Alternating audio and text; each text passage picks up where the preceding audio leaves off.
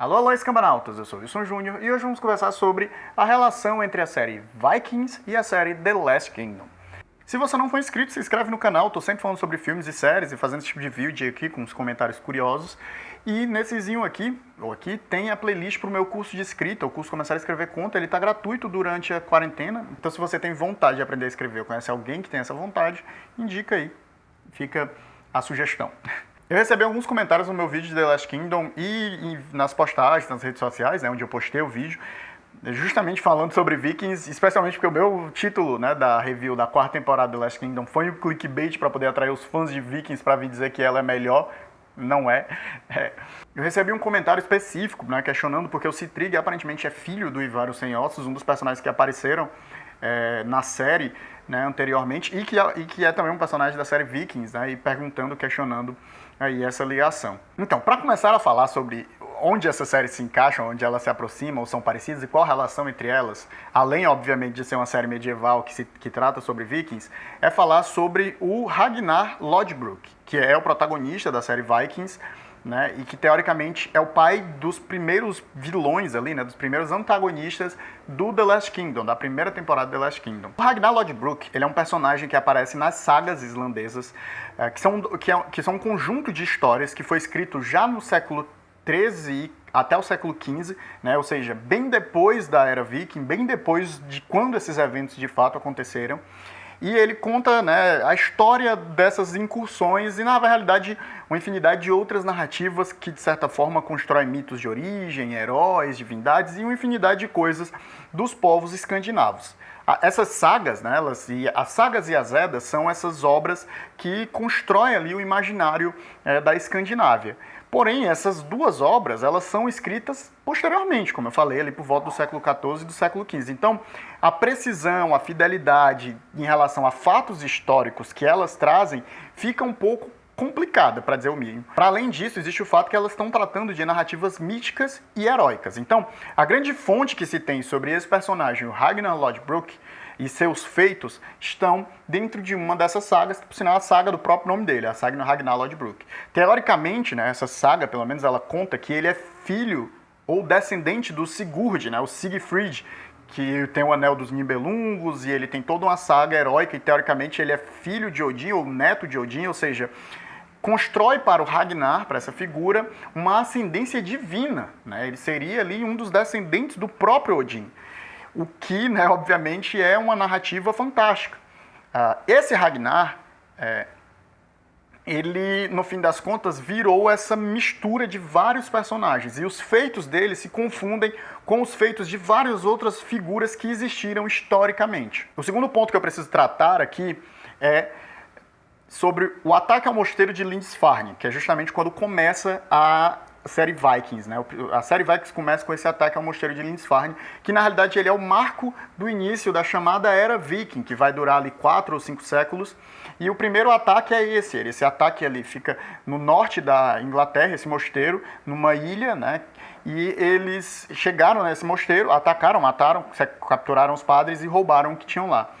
E eles retratam na série Vikings o Ragnar participando dessa primeira incursão, na realidade liderando essa primeira incursão e sendo de certa forma a voz que vai conclamar ali os povos da região dele a virem para a Inglaterra, né, a tentarem conquistar a chamada Inglaterra, no caso ali o primeiro reino, a Nortúmbria. A Inglaterra nesse período era dividida em 4 reinos, né, no caso a Nortúmbria, a Anglia do Leste, Mércia e o Essex, que formam ali esse reino fragmentado, né, que vai vir a se tornar a Inglaterra no futuro. Então a série Vikings ela coloca uma data para a sua origem, né, que é o ano de 793.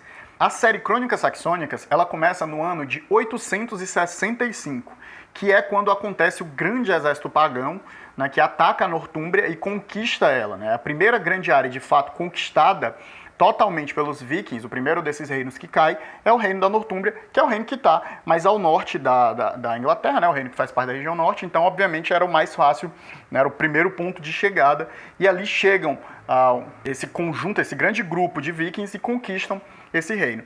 E esse grupo, ele era liderado por o Ivar o Sem Ossos, Ubba e por Halfdan, que na realidade, que são 3 filhos que diziam ser filhos, né, desse Ragnar, Lodbrok, que são, na verdade, os 3 filhos de um sujeito chamado Ragnar, né?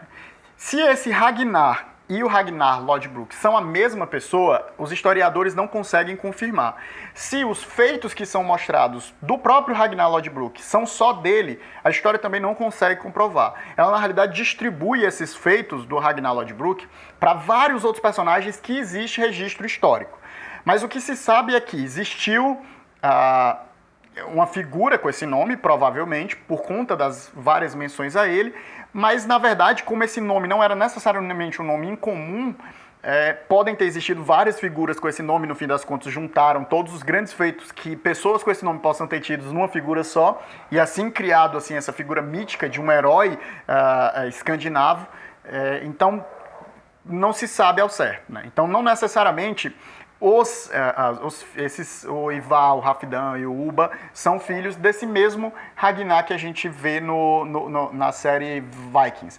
Na série Vikings, eles fazem o Ragnar Lodbrok ser pai desses vikings, né? No fim das contas, lá para a 4ª temporada, a gente vai conhecendo ali todos os filhos. A gente já conhecia o Bjorn, mas aí a gente vai conhecendo o Ivar, o Ubba e os outros filhos do Ragnar na série Vikings. O que acontece é que o Vikings é uma série muito mais inspirada, né, muito mais baseada na figura mítica do Ragnar. Tanto que, na verdade, nos primeiros episódios, né, na primeira temporada, ela é quase uma série de fantasia, né? Tem vários elementos fantásticos em relação ao personagem do Floki, né? E vários, o próprio o Odin aparecendo no campo de batalha e o Ragnar vendo ele. Enquanto o Bernard Cornwell, que é o autor dos livros, as Crônicas Saxônicas, no qual a série The Last Kingdom é inspirada, né? A série The Last Kingdom ela é inspirada nessa obra, tanto que o primeiro livro é O Último Reino, né? Que é justamente porque esse exército, o grande exército pagão, ele acaba conquistando a Nortúmbria, que já tinha sido conquistada antes, a Mércia e a Anglia do Leste, e fica apenas, né, o Essex resistindo como o último reino cristão dentro da Inglaterra. Então, assim, os filhos do Ragnar, né, do Ragnar Lodbrok, pelo menos já quase dá para bater o tempo, porque eles já seriam senhores aqui, e de fato eles já eram senhores quando eles estão ali invadindo. E a gente tem registros desses filhos do Ragnar, né, atacando, porque a história do Alfredo, ela foi muito registrada, inclusive seus inimigos foram muito registrados. Então, por isso que o Ivar, o Sem Ossos, Ragnarsson, o Ubba, Ragnarsson, o Halfdan, Ragnarsson, são registrados na história escrita, né? E são conhecidos pela história escrita. E o próprio Ragnar não. A cultura escandinava, especialmente pré-cristã, ela era uma cultura oral, né? Tanto que uma das figuras políticas e sociais mais importantes dentro da cultura viking era o Skald, né? O Skald, que eram aqueles bardos que registravam e contavam as histórias e passavam a cultura. Então, por ser um povo de cultura oral, e por cultura oral eu digo que era um povo que não registrava de maneira escrita a sua história, a sua cultura e os elementos tradicionais. Apesar de que existe todo um elemento ao redor das runas, elas não eram como a escrita, um negócio mais difundido. Apesar de que, obviamente, mesmo a escrita nessa época não era tão difundida, né? Era uma coisa que pertencia aos monges, às igrejas. Por isso que boa parte dessa questão de como a gente recebe os vikings, durante muito tempo no imaginário popular, a figura do viking ficou associada à figura de monstruosidade, de violência, de guerreiro, barbárie, quando no fim das contas, a maior parte da ação dos vikings eram migratórias, né? Eram pessoas querendo colonizar e morar num novo lugar. Isso se dá justamente pelo fato de que o registro foi feito, na maior parte, por monges, por padres, e a igreja, obviamente, tinha uma relação muito ruim com os vikings, porque eles pilhavam as igrejas, justamente por não acreditarem no valor sagrado e religioso naqueles lugares. Né? No fim das contas, apesar de que mesmo cristãos de vez em quando atacavam igrejas, era menor essa frequência do que os vikings. Então, assim, existe sim uma ligação entre The Last Kingdom e Vikings, né? Mas enquanto The Last Kingdom, escolhe seguir uma linha muito mais histórica, a Vikings ela acaba indo numa linha muito mais fantástica e mítica da história dos vikings. Né? E uma outra coisa que é interessante na realidade, eu entendo bastante a razão pela qual o Bernard Cornwell escolhe isso, é o fato de que ele narra aqui do ponto de vista dos ingleses. Até porque ele é inglês e, no fim das contas, se você olhar a obra do Bernard Cornwell, você vai ver que, basicamente, são livros que contam a história da Inglaterra, né? Várias sagas, vários livros que ele tem são focados nisso. E ele conta a história da Inglaterra do ponto de vista de um pagão, né? Então ele faz o Uhtred ser uma espécie de viking inglês, justamente para mostrar como, no fim das contas, essas duas culturas elas se misturaram. Por mais que no fim das contas é complicado dizer isso, mas os ingleses vencem, né? O Essex, o império, no fim das contas, a Inglaterra se torna um reino só. Se você for ver num determinado ponto da história, quem se torna rei é um descendente de um viking, né? Então, o que acontece é que, assim, depois de 100 anos de migração dos povos da Escandinávia para a Inglaterra, eram povos indissociáveis, né? Se tornaram um povo só, misturaram-se as duas culturas, homens vikings casaram com mulheres inglesas, homens ingleses casaram com mulheres vikings. Quando eu digo viking, na verdade, é escandinavo, né? Porque o povo é o povo escandinavo, não existia um povo viking. Viking é o ato de fazer pirataria, né? O ato de você entrar num barco e ir ali fazer incursões e atacar as coisas, essa prática é a prática viking, né? Então não existe o povo viking, existe um conjunto de povos na Escandinávia e esses povos praticavam viking, né?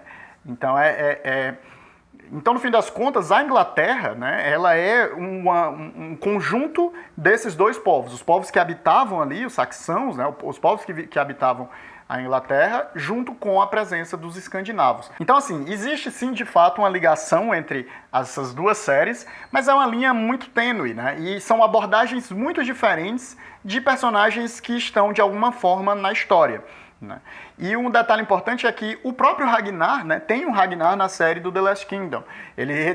O Bernard Cornwell decide fazer uma homenagem desse famoso personagem, o Ragnar, o Lodbrok, no Ragnar o Intrépido, né, que é justamente o viking que cria o Uhtred, né? Então, apesar dele não ser o pai desses outros, né, do Ivar, do Halfdan e do Ubba, ele está ali na série como justamente uma representação de que a figura e o nome Ragnar era um nome que existia dentro da Escandinávia. Então, existia um Ragnar que era o pai dos líderes vikings, mas existia também o Ragnar que era o pai do Uhtred, né? Então, é legal, eu achei interessante trazer essa abordagem, falar aqui um pouco, porque a gente acaba assistindo essas ficções, né, e não sabe muito bem onde a linha da história termina, onde a linha da ficção começa.